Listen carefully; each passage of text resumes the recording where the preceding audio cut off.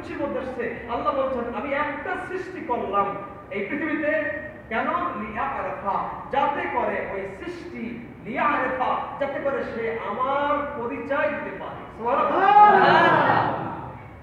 পৃথিবীতে যখন কিছুই নাই একমাত্র আল্লাহ রাব্বুল আলামিন নিজে আল্লাহ চাইলেন একটা সৃষ্টি করতে যে সৃষ্টি আল্লাহর পরিচয় পৃথিবীবাসীর কাছে তুলে ধরবে যেটা বলে সুবহানাল্লাহ। আমি জানতে চাই এই আল্লাহ যে চাইলেন পৃথিবীতে সবার আগে একটা সৃষ্টি করবে বলুন তো তিনি কাকে সৃষ্টি করবে? আপনার কাছে বলতে চাই আল্লাহ সবার আগে কোন জিনিসটা সৃষ্টি করবে, কাকে সৃষ্টি করবে? আপনি একটু বলেন তো। নবীকে, আবু জাহেলকে, ফেরাউন, হামান, কারুন, ঘোষ, কাকে? কথা বল না, কাকে? কেন কেন কেন কেন কেন সৃষ্টি করবে?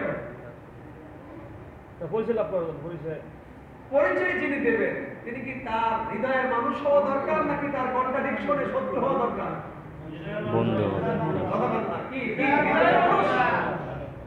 রব্বে কারীম সবার আগে যে হাদিসটি আউয়ালু মা খালাকাল্লাহু নূরি, আল্লাহ সবার আগে আমার নূর মুবারক সৃষ্টি করেছেন, এই হাদিসটি নিয়ে পৃথিবীর উলামায়ে কেরাম মাউযু বলার চেষ্টা করেছে, কিন্তু শাহউল্লাহ মুহাদ্দিস সাহেব রাহমাতুল্লাহ আলাইহি তিনি বলেন হাদিসের লফজ মাউযু হতে পারে কিন্তু হাদিসের ভিতরে যে আল্লাহ ভাব রেখেছেন, অর্থ রেখেছেন, হাদিসের উদ্দেশ্য রেখেছেন, সম্পূর্ণ উদ্দেশ্যটা সহিহ। সুবহানাল্লাহ।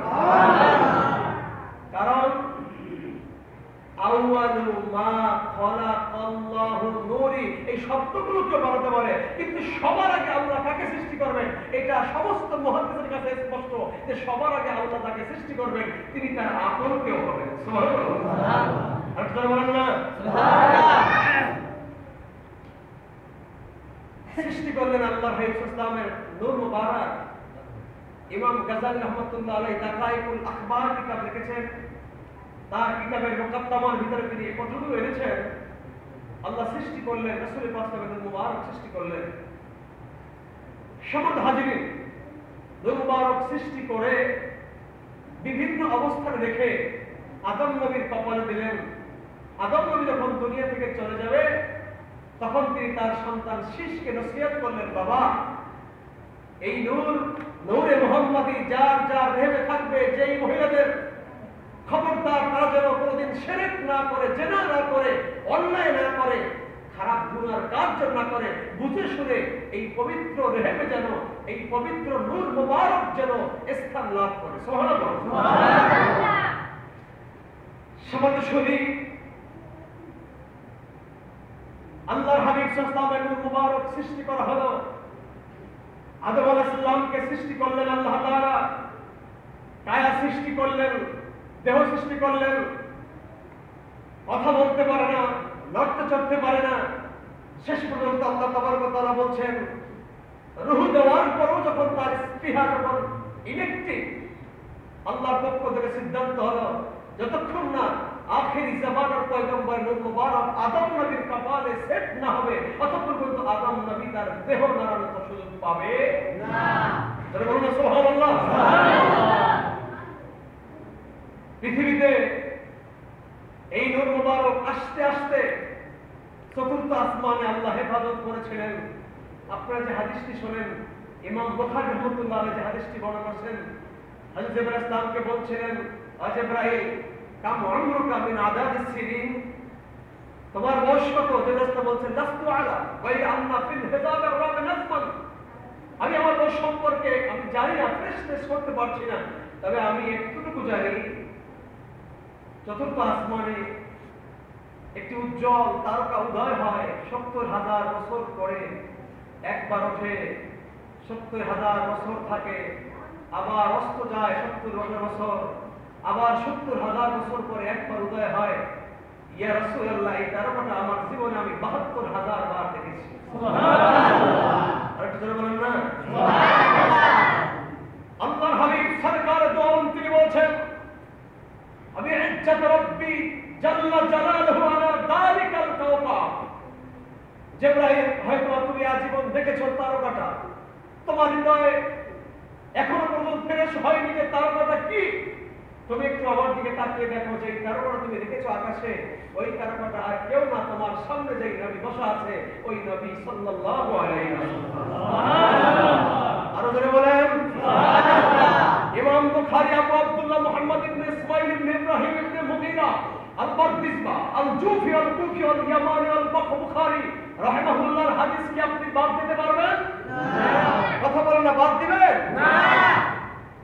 আমার নবীর আলোচনা যদি 40 বছর পরে হয়, রবিউল আউয়াল চাঁদ আসলে পৃথিবীর ঘোমটাওয়ালারা ইউটিউবে ঘোমটা দিয়ে বক্তব্য দেওয়া শুরু করে। কথা বলে আছে না নাই? আছে। আসেনি?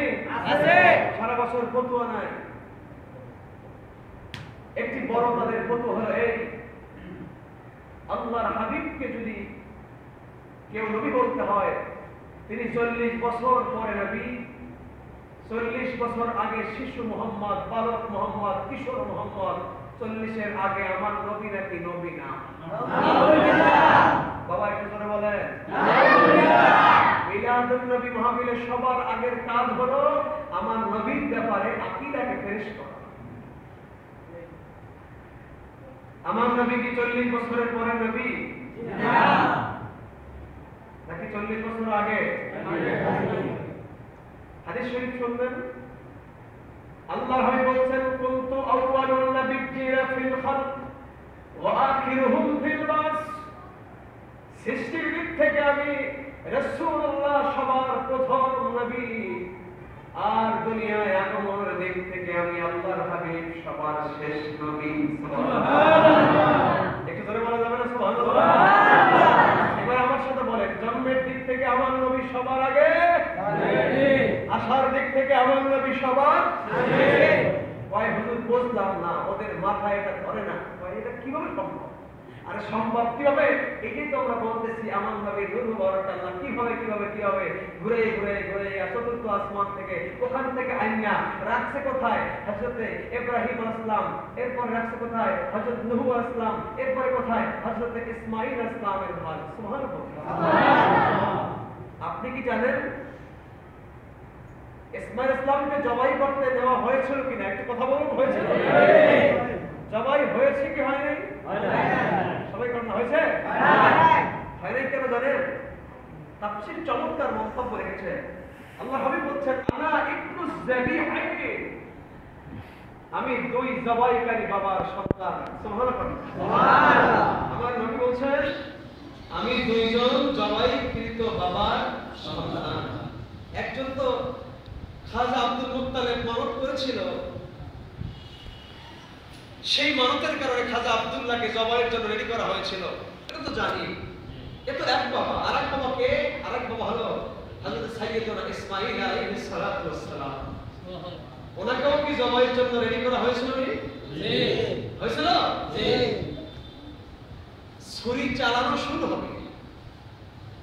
আল্লাহ রাব্বুল আলামিন জান্নাত থেকে দুম্বা আনার নির্দেশ দিলেন এবং বললেন জিবরাইল ইসলামের জীবনে যে কয়টা নির্দেশ পালন করতে তার বেশি এমার্জেন্সি হয়ে পড়েছিল যে আমি আল্লাহর এই নির্দেশটা ইমিডিয়েট পালন করতে পারবো কি পারবো না। এর ভিতরে একটা হলো আল্লাহ নির্দেশ করেছে আমার ইব্রাহিম নিজের পুত্র সন্তানকে জবাই করার জন্য আল্লাহু আকবার বলছে,